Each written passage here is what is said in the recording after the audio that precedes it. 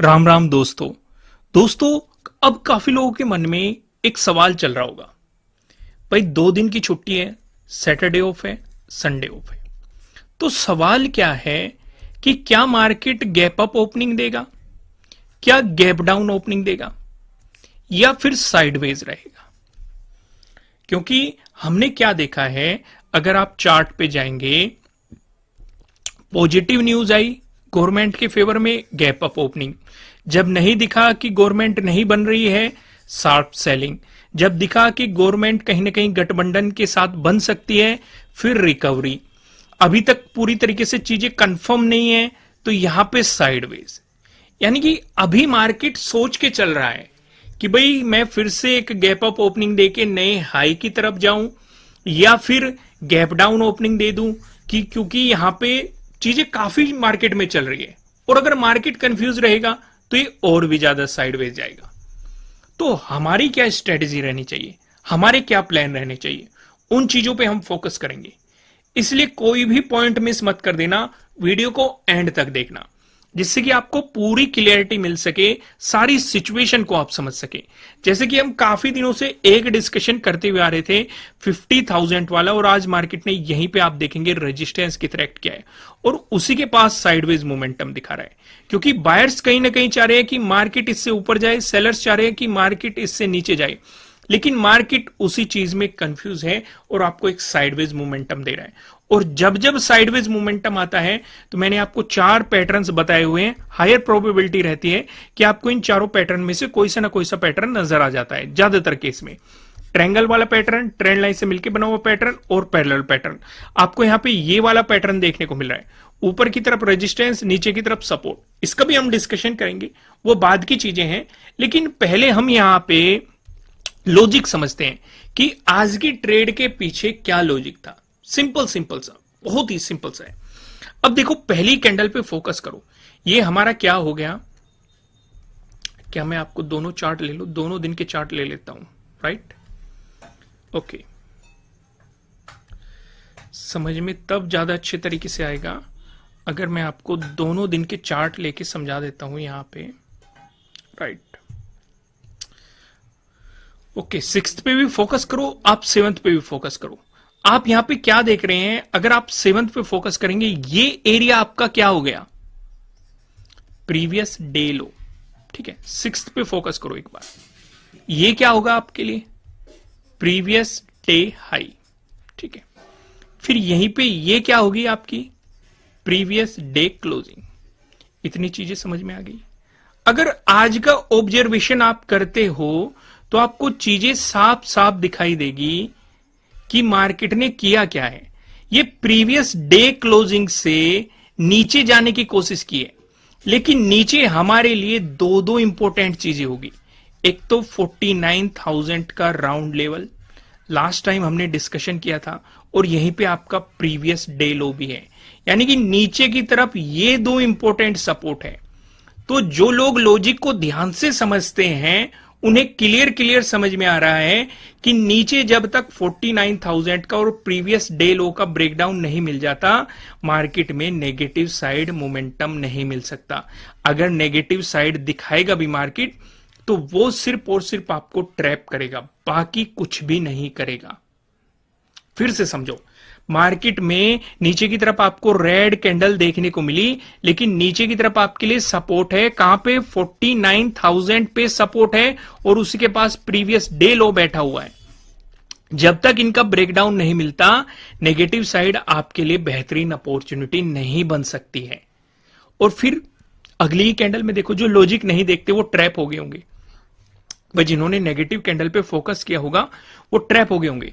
फिर मार्केट ने यहां पे क्या बना दिया, यहीं पे आपका ट्रेडिंग डे लो भी बना दिया, यहीं पे आपका 49,000 का एक इंपॉर्टेंट लेवल बना दिया, और यहीं पे आपका प्रीवियस डे लो है। यानी कि ये तीनों एक ही जोन में है।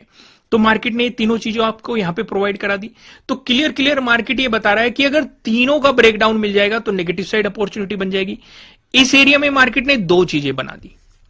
पहली, प्रीवियस डे क्लोजिंग आपका पहले से यहां पे था। दूसरा, जो रिजेक्शन दिखाया मार्केट ने आपके लिए, ट्रेडिंग डे हाई बना के दे दिया। और फिर मार्केट ने इस ट्रेडिंग डे हाई की रेस्पेक्ट की है और फिर इसका ब्रेकआउट देके आपको एक मोमेंटम दिया है। सीधे सीधे प्रीवियस डे हाई आपके लिए अगला इंपॉर्टेंट रेजिस्टेंस था और उससे ऊपर रेजिस्टेंस था 50,000 आपके लिए एक इंपॉर्टेंट रेजिस्टेंस था। तो यहां पे आपका कौन सा सेटअप बना? ट्रेडिंग डे हाई के ब्रेकआउट वाला सेटअप बना। अगर आप इन सेटअप्स के बारे में नहीं जानते तो नीचे डिस्क्रिप्शन में आपको एप्लीकेशन का लिंक मिल जाएगा। मैं आपको एक जानकारी और दे दूं, जो 75% का ऑफर चल रहा था ये 6 दिन बाद खत्म कर दिया जाएगा। ठीक है, इससे पहले ऑफर खत्म हो आप इसका बेनिफिट उठा सकते हैं, इन छुट्टियों का भी बेनिफिट उठा सकते हैं, अपनी लर्निंग को स्ट्रॉन्ग कीजिए। आइए हम आगे की बात समझते हैं। लॉजिक यहीं पे खत्म नहीं हुआ है, क्योंकि अभी मार्केट खुलना बाकी है, चलना बाकी है। अब मार्केट ने एक रिजेक्शन आपको दिखा दिया ऊपर की तरफ। यहां पे क्या है देखो, 50,000 हो गया। अब चीजें ध्यान से समझना, बहुत इंपॉर्टेंट चीज मैं आपको समझाऊंगा। ये मार्केट ने नया ट्रेडिंग डे हाई आपके लिए बना दिया।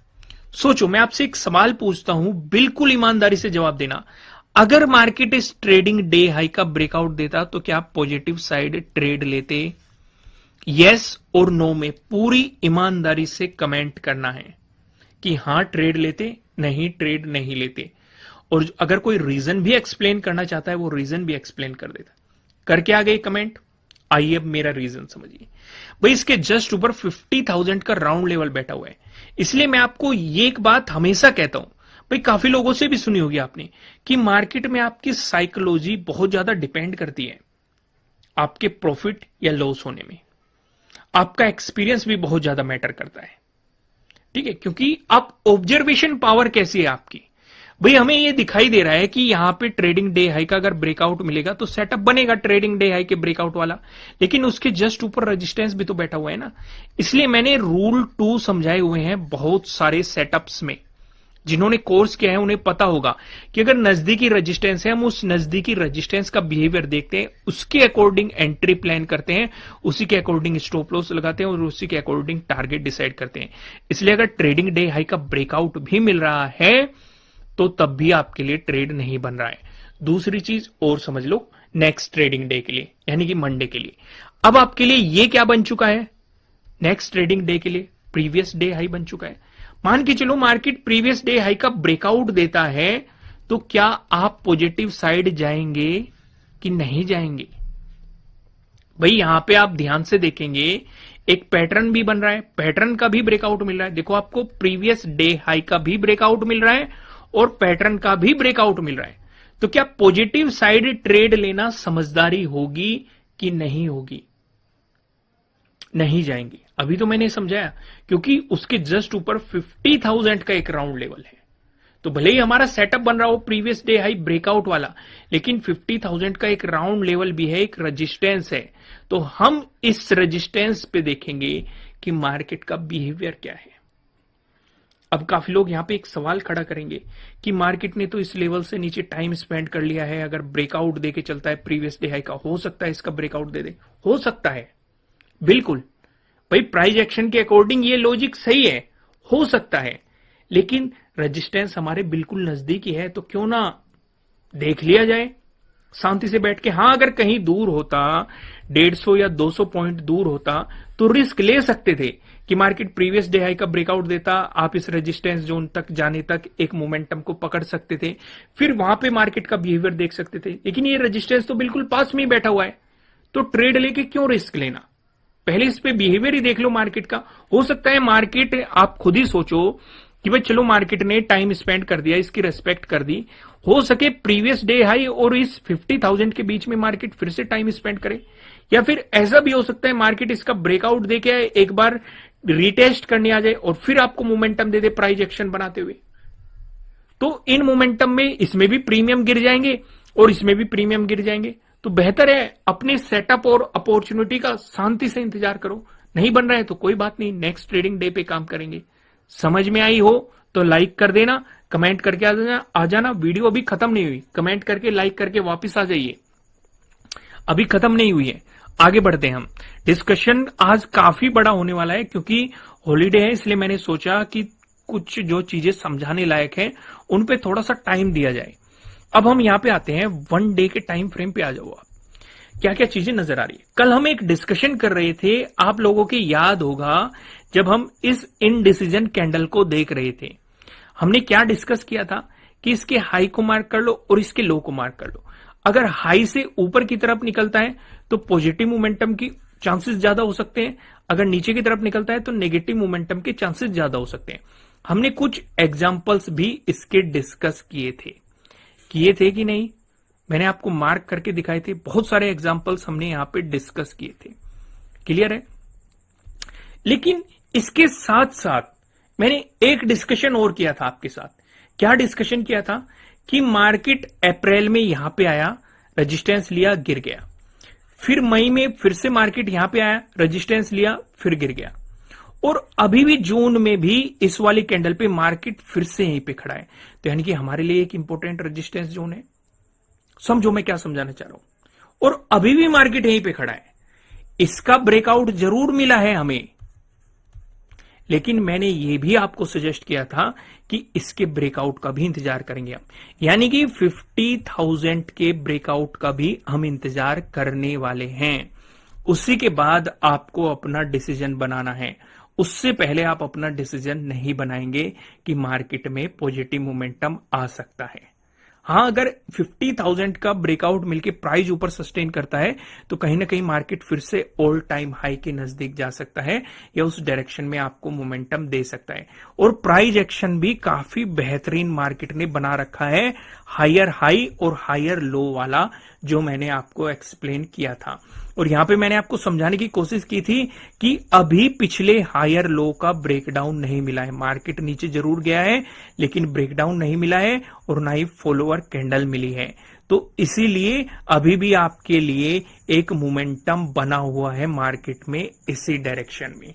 हाँ, हमारे लिए प्रॉब्लम तब हो सकती थी अगर पिछले हायर लो का ब्रेकडाउन मिलके प्राइस नीचे सस्टेन करने लग जाता, तब मार्केट में हमें एक रिवर्सल की या नेगेटिव साइड मोमेंटम की उम्मीद हो सकती थी। चीजें क्लियर हुई यहां तक?